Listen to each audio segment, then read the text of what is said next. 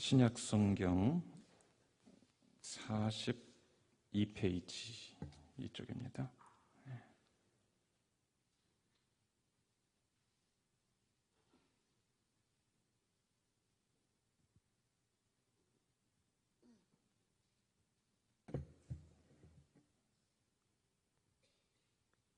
마태복음 24장 44절에서 51절까지 말씀 한 절씩 교독하시겠습니다.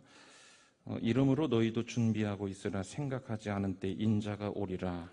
충성되고 지혜 있는 종이 되어 주인에게 그 집 사람들을 맡아 때를 따라 양식을 나눠줄 자가 누구냐? 주인이 올 때 그 종이 이렇게 하는 것을 보면 그 종이 복이 있으리로다. 내가 진실로 너희에게 이르노니 주인이 그의 모든 소유를 그에게 맡기리라. 만일 그 악한 종이 마음에 생각하기를 주인이 더디 오리라 하여 동료들을 때리며 술 친구들과 더불어 먹고 마시게 되면 생각하지 않은 날 알지 못하는 시각에 그 종의 주인이 이르러 엄히 때리고 외식하는 자가 받는 벌에 처하리니 거기서 슬피 울며 이를 갈리라. 아멘. 오늘 전체 본문은 25장 30절까지인데요. 우리가 오늘 말씀 보면서 여러분 성경을 꼭 펴놓으시고 성경을 우리가 찾아서 또 필요한 때 읽어가며 말씀 보겠습니다. 25장에 보시면 1절에서 13절까지는 잘 아시는 열처녀 비유이고요. 그리고 14절부터 30절까지는 달란트 비유. 오늘 총 그 세 가지 비유입니다. 펴놓으시고요. 자, 우리 옆분들과 한번 인사하겠습니다. 잘 오셨습니다.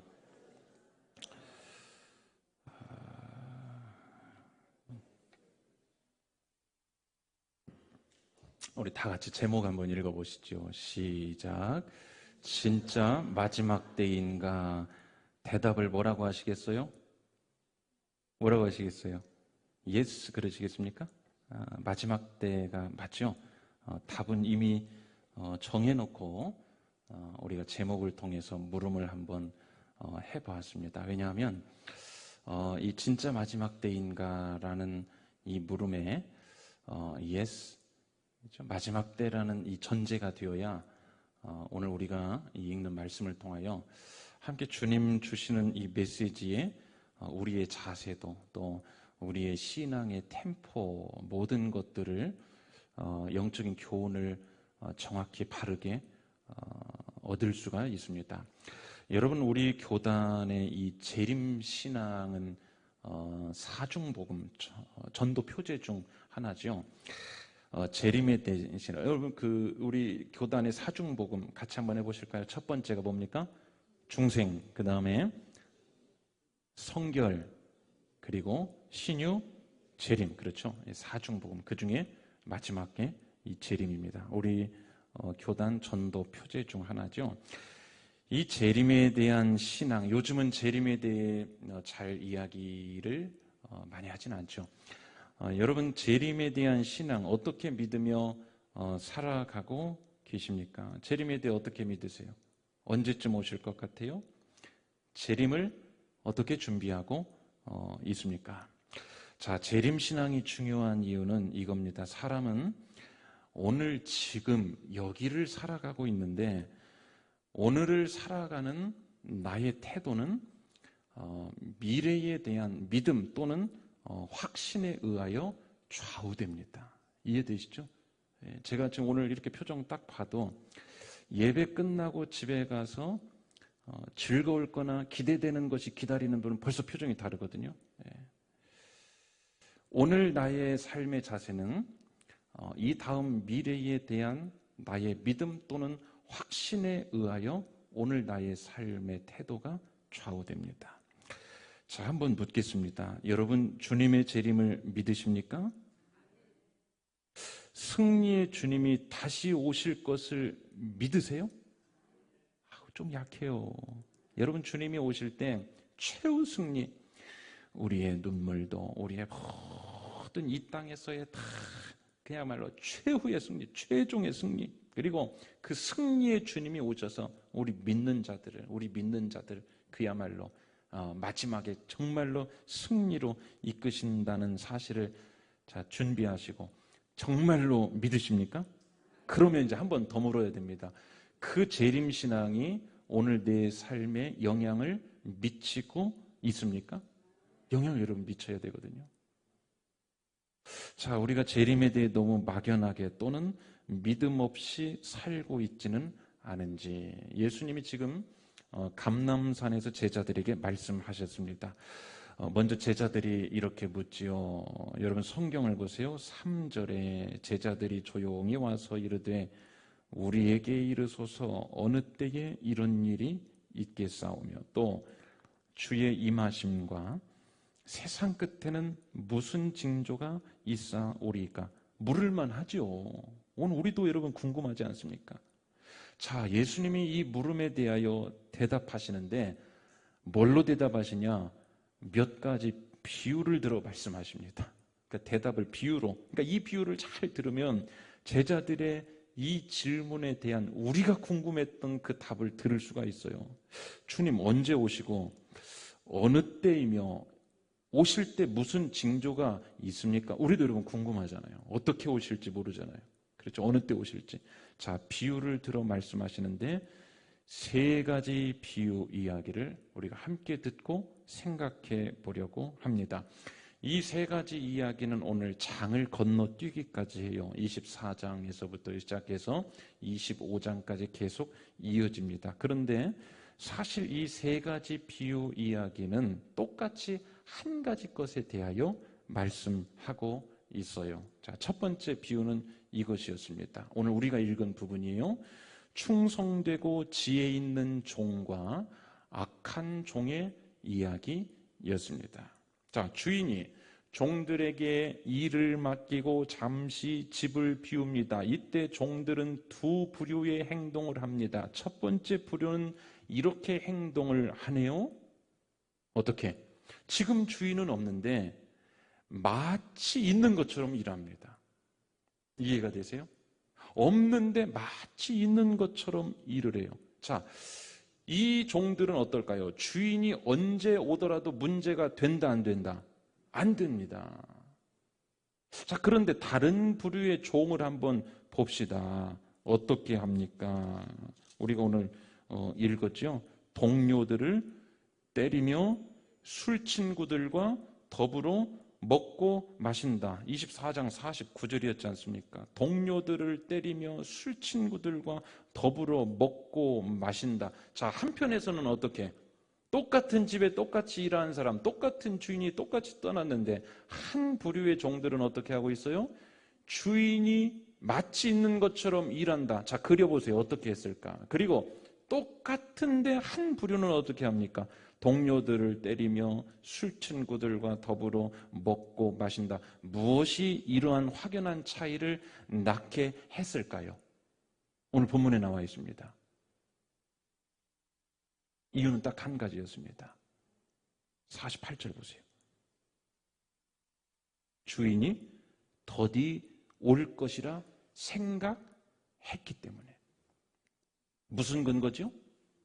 자의적 판단입니다. 이해가 되세요? 스스로 그렇게 생각한 거예요. 그러니까 자기가 그렇게 생각한 겁니다.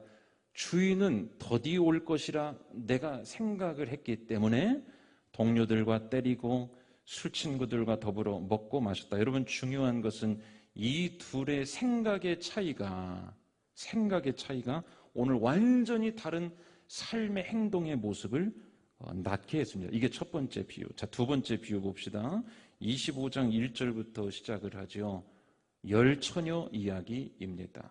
자, 다섯의 미련한 처녀와 다섯의 슬기로운 처녀이지요. 자, 미련한 처녀라는 것은 뭡니까? 다름 아닌 기름 없이 뭐만 가졌기 때문에 등만. 그렇죠? 미련한. 슬기로운 처녀라는 것은 뭡니까? 등과 함께 뭐까지? 기름까지. 다 아는 내용이죠. 자, 여러분, 저를 한번 잘 보십시오. 당시 혼인 문화를 제가 좀 설명해 보겠습니다. 오늘과 좀 달라요. 잘 들으셔야 됩니다. 당시 혼인잔치는 반드시 신부의 들러리가 있어야 했습니다. 이 열처녀는 오늘 뭘로 초청받았어요? 신부의 들러리로 이 결혼식에 참석한 것이었습니다. 자, 1세기 유대 문화에서 결혼식은 총 3단계, 몇 단계요? 3단계로 진행이 됩니다. 첫 번째 단계는 양가 부모가 혼인 계약을 맺고 신랑의 아버지가 신부의 아버지에게 지창금을 지급하는 단계. 이게 혼인의 1단계. 그리고 혼인의 2단계는 약혼식입니다. 그러니까 신부가 신랑과 공중 앞에서 결혼을 서약하고 예물을 주고받는, 이게 혼인의 2단계. 3단계는 오늘 본문의 이 혼인잔치입니다. 이 3단계를 다 마쳐야 비로소 온전한 결혼식이 마쳐지는 것이에요. 당시 혼인잔치는 대개 여러 날에 걸쳐 진행되는 큰 잔치였습니다. 이 혼인잔치는 신랑의 도착과 함께 시작이 되는 거예요. 신랑이 딱 도착하면서부터 시작이 되는데, 바로 이때 이제 신부 들러리의 역할이 필요한 때였습니다. 이들이 해야 할 일은 뭐냐? 등불을 들고 이 밖으로 나와서 도착한 신랑을 맞이하고 함께 마을 거리를 지나서 잔치가 벌어지는 목적지까지 안내하는 역할이 이 신부 들러리가 하는 역할이었습니다. 그러니까 상당히 중요한 역할이지요. 그래서 만반의 준비를 기해야 하는 일이었습니다. 자, 그런데 오늘 본문에 보면 문제가 생겼어요. 신랑이 늦게 도착한 겁니다.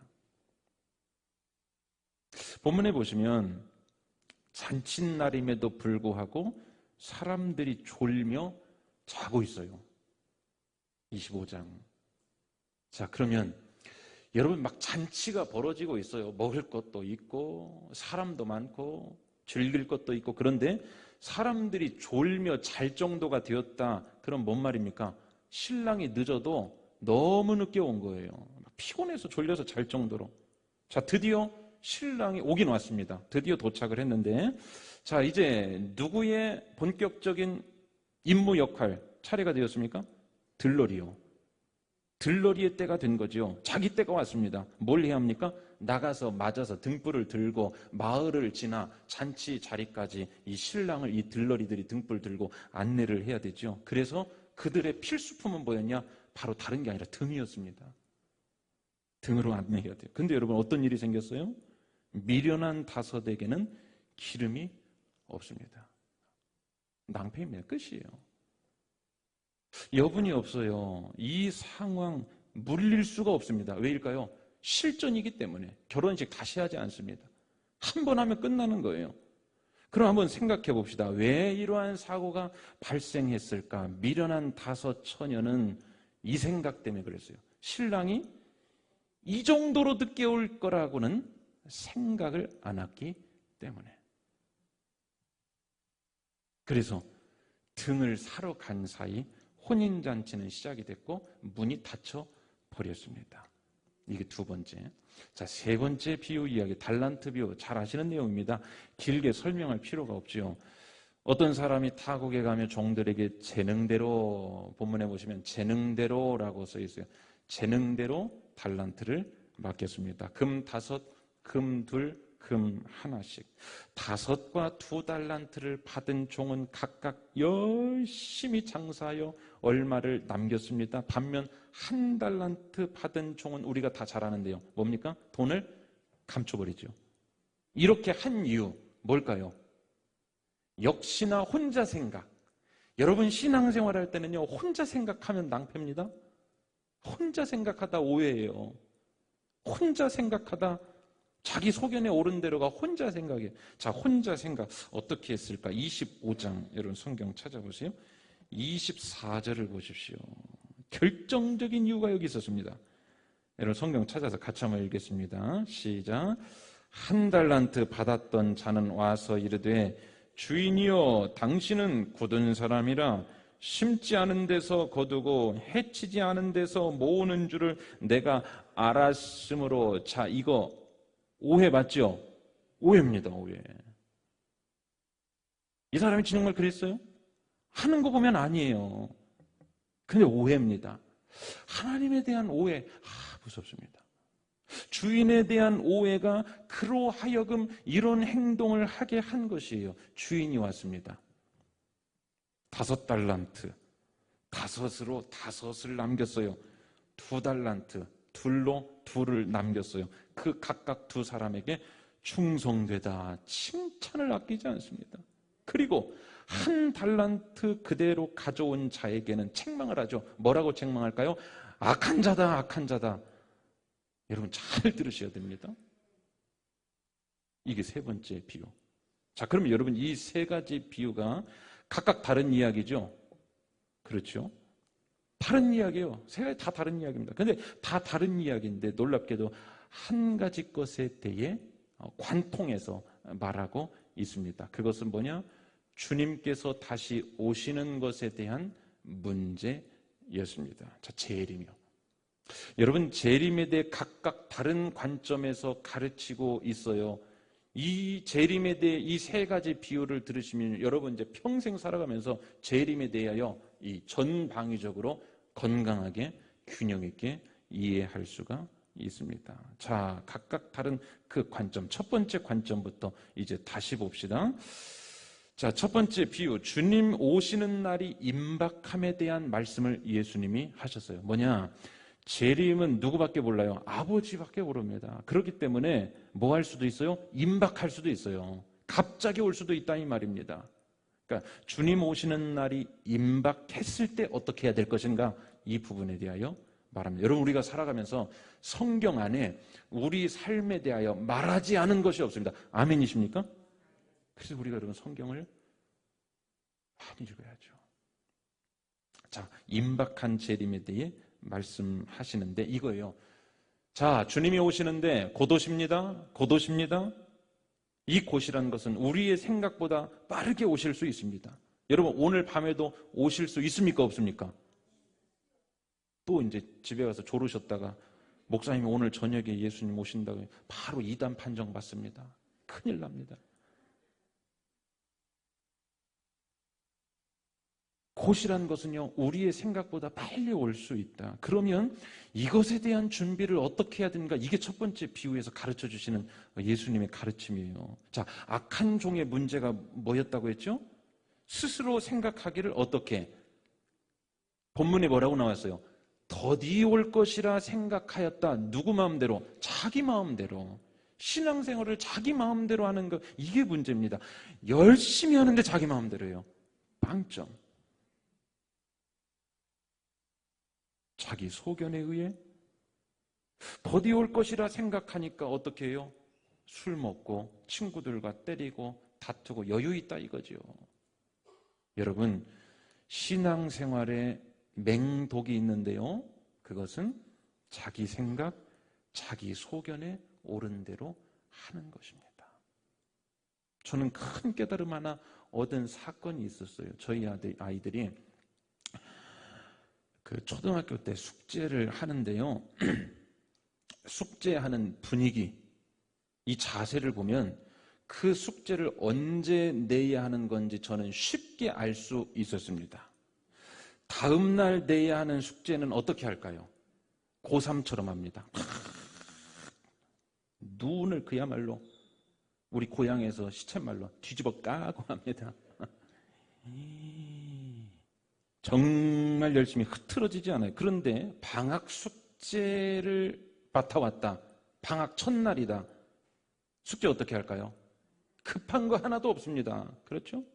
여유껏 놀고 즐깁니다. 자, 악한 종이 놀고 즐기고 있습니다. 왜일까요? 주인은 더디 올 거야. 여유 있어. 누구 생각? 자기 생각. 사랑하는 여러분, 믿음 생활 여유 있게 해도 돼요.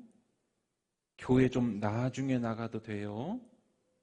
자녀들 일단 급한 일부터 하고 신앙생활 하게 해도 돼요. 봉사는 나중에 시간 나면 하면 돼요. 전도는 상황 되면 하면 돼요. 이 정도면 충분해요. 다 자기 생각 아닐까요? 여기서 어떤 행동이 나오냐? 오늘 이 악한 종들과 같은 행동이 나옵니다. 재림신앙에 대해 우리에게 주시는 경고로 받으시기를 주님의 이름으로 축원합니다. 여러분, 그날이 언제 온다고 했죠? 몰라요. 그러나 도적같이 임한다고 했어요.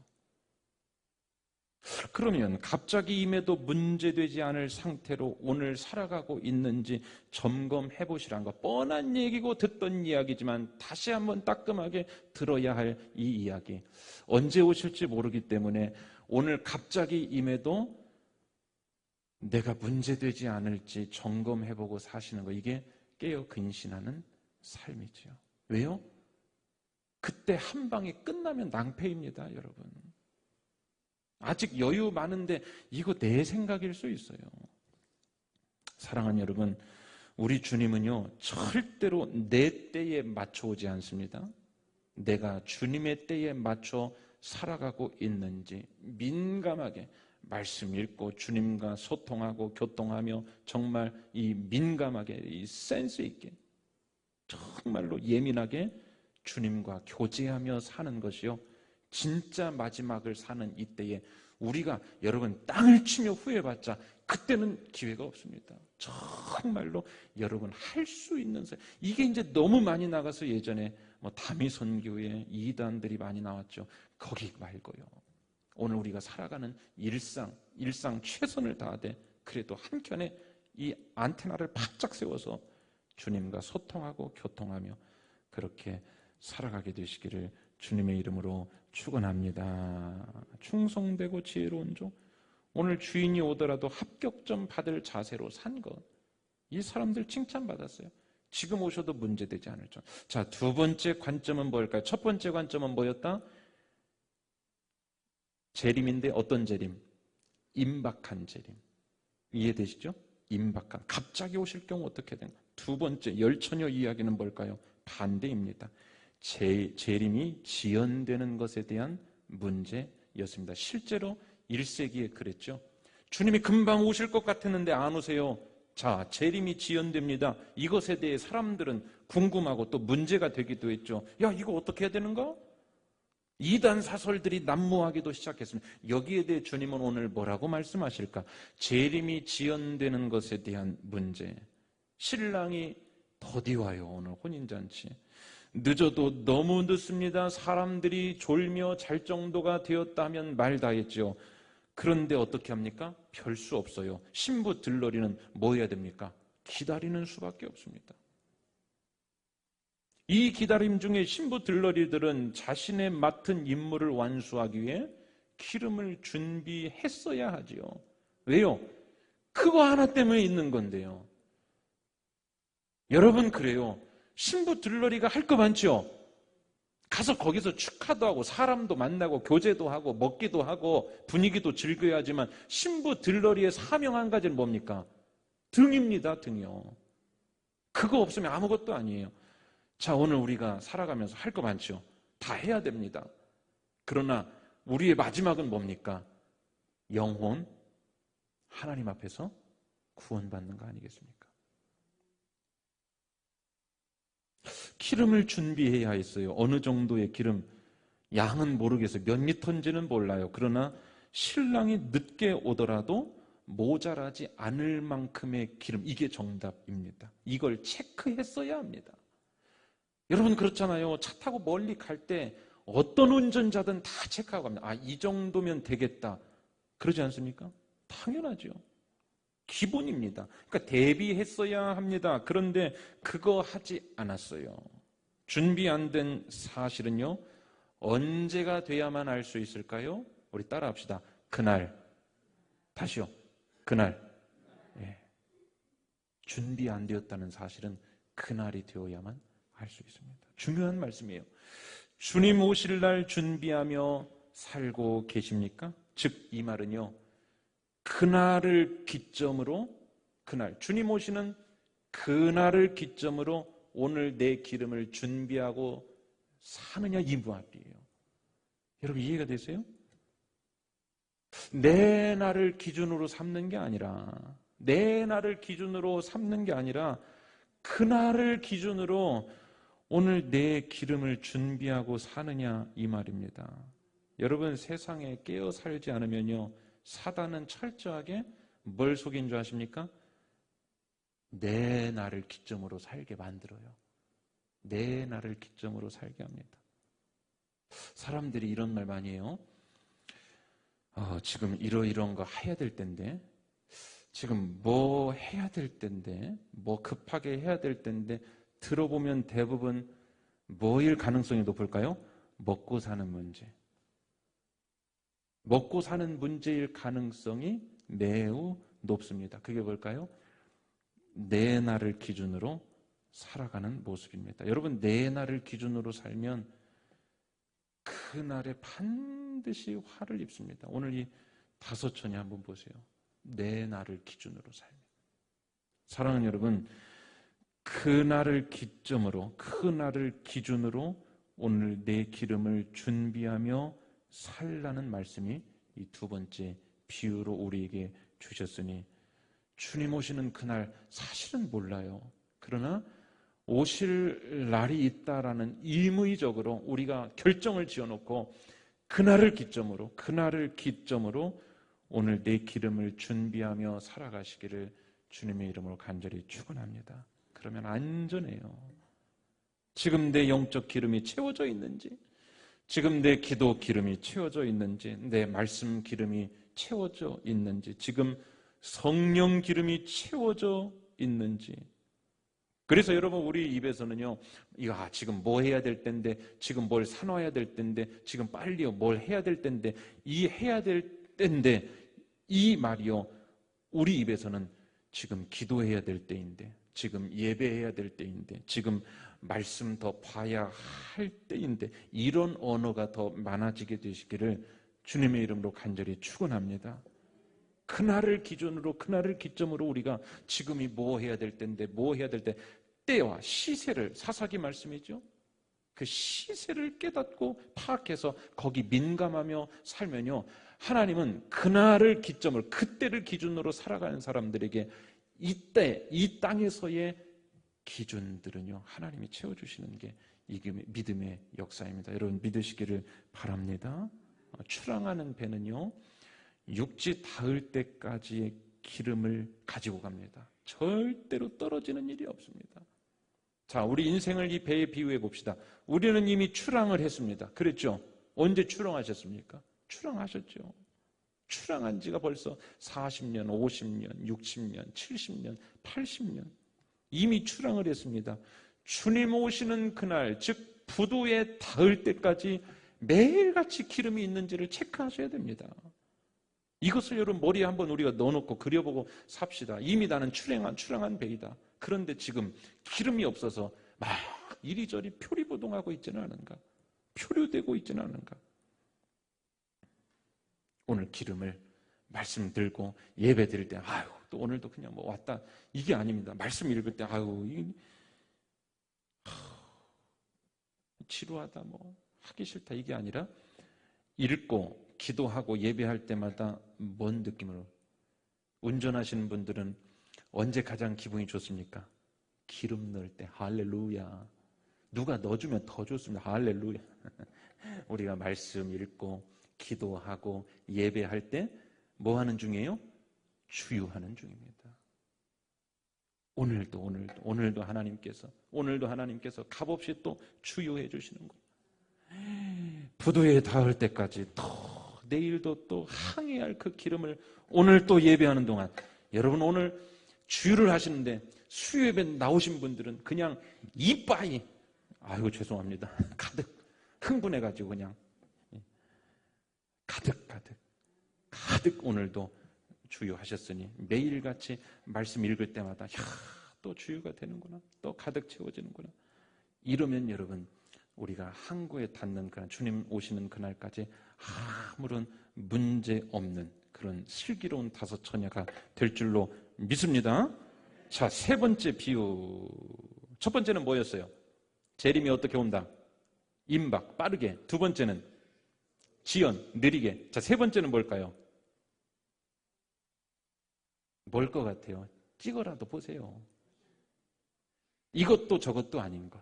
그러니까 빨리 올 수도 있고 더디 올지 모르는 재림 때까지 어떤 자세로 살아가야 하는가, 이게 여러분 달란트 비유입니다. 이해가 되세요? 빨리 올지도 모르잖아요. 늦게 올지도 모르잖아요. 그러니까 재림의 때까지 빨리 올지도 늦게 올지도 모르기 때문에, 그러면 그 동안에 우리가 어떤 자세로 어떻게 살아가야 하는가 문제가 이 세 번째 비유입니다. 자, 잘라 말해 보겠습니다. 이 세 번째 비유에서 책망받은 악한 종, 무엇이 문제였습니까? 손에 끼쳤어요? 안 끼쳤어요? 안 끼쳤어요. 잘못한 것 없죠. 뭐가 문제입니까? 본전인데요. 그런데 성경은 뭐가 문제라고 하죠? 우리 한번 따라 합시다. 남기지 않은 것. 남기지 않은 것. 남기지 않은 것. 여러분, 신앙생활은요, 우리의 인생 순례길은요, 남기지 않으면 문제입니다. 여러분, 이거 잘, 우리 생각의 틀을 오늘 변화시키셔야 됩니다.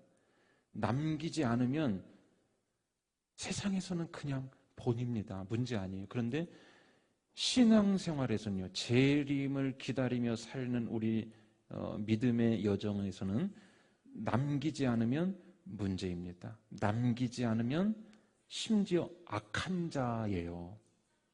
남기지 않으면 게으른 자입니다. 자, 칭찬받은 자들 어떻게 했는지 한번 봅시다. 우리 한번 따라 합시다. 무조건 나갔다. 무조건 투자했다. 무조건 뭔가를 했다. 이 세 가지였습니다. 이해되시죠? 무조건 나갔어요. 뭐 했는지 잘 몰라요. 그런데 무조건 나가서 무조건 5개 가지고 2개 가지고 무조건 투자를 했습니다. 무조건 뭔가를 했습니다. 정말 중요한 포인트가 여기 있습니다. 주님 오시는 그날까지 우리는요, 그 나라와 의를 위해 무조건 뭔가를 해야 합니다. 아멘이십니까? 그래서 여러분, 신앙생활을 가만히 있으면 안 돼요. 뭔가를 해야 됩니다. 계속. 어떤 교회가 좋은 교회예요? 1번, 편안하게. 시몬스 침대와 같이 편안하게. 2번은 뭐예요? 뭔가를 계속. 어느 쪽입니까? 2번이라고 다 하신 줄 믿습니다. 감사합니다. 무조건 나가야 돼요. 무조건 헌신, 무조건 뭔가를 해야 된다. 뭐에 대해서? 받은 달란트에 대해서. 받은 달란트 아닌 거에 대해서 주님이 말씀하지 않으셨어요. 받은 달란트에 대해서. 여러분, 그런데 안 받은 분 없잖아요. 1달란트는 적어도 다 받았습니다. 지금 그거 어디에 두셨습니까? 지금 그거 어디에 두셨습니까? 그 달란트 어디에 두셨습니까? 대체적으로 교회에서는요, 집사님, 교회 일합시다. 권사님, 이것 좀 합시다. 봉사 좀 합시다. 이거 좀 맡아주십시오. 그러면 모든 교회 직분자들은 기다렸다는 듯이 좋아요. 기다렸습니다. 그렇게 합시다. 라고 하십니까? 양심이 있는 분만 한번 대답해 보시기를 바랍니다. 그런 분들 쉽게 만나지 못합니다. 어떤 생각에서 기인했을까요? 뭘 받고 일을 하고 더 봉사하고 더 헌신하는 것을 그 이상이라고 생각하기 때문입니다. 성경은 뭐라고 하죠? 그게 본인데. 그렇죠? 1달란트를 그저 보관만 잘해도 되는 것으로 생각하기 때문이죠. 아니요. 그거 굴려야 합니다. 계속 굴려야 하고 계속 활용해야 하고 계속 써야 합니다. 계속 써야 합니다. 그리고 놀라운 진리는 그것을 굴리고 쓰고 활용하면요, 반드시 남는다는 사실이 성경적 진리임을 믿으시기를 주님의 이름으로 축원합니다. 여러분, 이게 하늘 법칙이에요. 여러분 받으셨잖아요. 그런데 그거 가지고 나가고 투자하고 쓰고 활용하고 하기 전까지 이 발목 잡아요. 어둠의 세력들이. 그렇죠? 그리고 혼자 뭐라고 생각하게 합니까? 주인은 악하다. 심지 않은 데서 거두려고 한다. 여러분 오늘 말씀에 그랬잖아요. 하나님은 뭘 그렇게 시키는지 모르겠다. 뭘 더 바라냐? 뭘 더 바라시냐? 이 정도 하면 됐지. 여러분 하늘 법칙, 우리가요 일할 때 하나님의 일하심을 보게 되는 줄로 믿습니다. 우리가 일할 때 하나님이 일하심을, 그래서 뭔가 우리에게 일이 생기고 뭔가 우리에게 또 도전해야 되고 뭔가 극복해야 될 상황이 생기면요 기대해야 되죠. 기대. 사랑하는 여러분, 한 달란트 다 받으셨죠? 그거 잘 쓰고 계십니까? 아니면 게으르고 악한 종이 되어 버리셨습니까? 여러분, 달란트를 남기는 것은요 그 이상이 아닙니다. 그 이상이 아니에요. 그게 정상입니다. 선택이 아니라 의무입니다. 현대 교회의 대형화, 현대 교회의 편리함 추구, 그리고 익명성이요 자꾸만 신자들을 한 달란트 받은 자로 전락시킵니다. 봉사하지 않아도 되게 만들고 헌신하지 않아도 되게 만들고 충성하지 않아도 되도록 만드는데 저는 좋은 것 같지는 않습니다. 왜요? 악하고 게으른 종을 만들어 주기 때문에.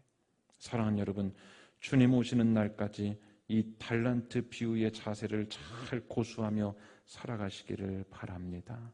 철로 역정을 잘 아시죠? 하나님 나라 저 천국 가는 길은 결코 넓거나 쉬운 길이 아닙니다. 대충 생각나는 대로 살아서 갈 수 있는 길이 절대로 아닙니다. 하고 싶은 것 해서 가는 길도 절대로 아닙니다. 오늘 말씀해 보면 치열함이 있어야 되고요, 지혜가 있어야 합니다. 그리고 결단의 의지가 있어야 합니다. 그런데 이거 여러분 사람 가만히 두면 이렇게 절대 하지 않아요. 그래서 성령님이 필요하시고 성령이 함께 하실 때 움직이게 되고 나가게 되는데, 여러분 지금까지 여러분들이 한번 대답해 보십시오. 지금까지 살아가면서 성령의 인도하심 받아 뭔가를 도전하고 결단하고 막 힘을 들이고 뭔가 여러분 개인이든 교회든 가정이든 자녀든 했을 때 그 후회한 것 있습니까? 항상 하나님은 우리에게 더 남게 해주셨어요. 언제나 도와주셨어요. 어려움 가운데서도 주님을 보게 하셨지요. 마지막 때를 어떻게 살아가야 할지 오늘 이 본문의 세 가지 비유가 여러분에게 명확한 음성으로 하나님께서 들려주신 줄로 믿습니다. 그래서 정말로 충성되고 지혜롭고 치열하게 준비 잘하여 칭찬받는 하나님의 자녀들 다 되시기를 주님의 이름으로 간절히 축원합니다.